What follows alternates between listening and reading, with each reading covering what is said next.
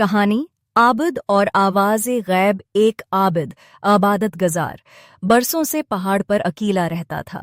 دن رات عبادت کرتا، روزہ رکھتا، ذکر کرتا، مگر ایک دن اس کے دل میں خیال آیا، میں اتنی عبادت کرتا ہوں، پھر بھی دل میں سکون کیوں نہیں؟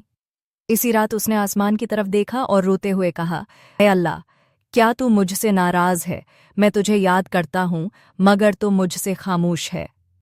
اچانک اس کے دل میں ایک آواز غیب گونجی، اے میرے بندے، تو سمجھتا ہے میں خاموش ہوں، مگر تیری ہر سسکی، ہر سانس، ہر آنسو میری یاد ہی تو ہے۔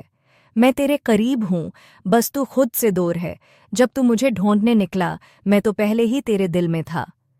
عابد پر وجد طاری ہو گیا۔ اس دن سے وہ عبادت کرنے لگا، مگر اب خوف سے نہیں، محبت سے۔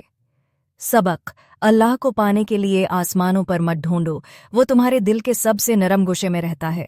محبت جب خالص ہو جائے تو بندہ اور رب کے درمیان کوئی فاصلہ باقی نہیں رہتا۔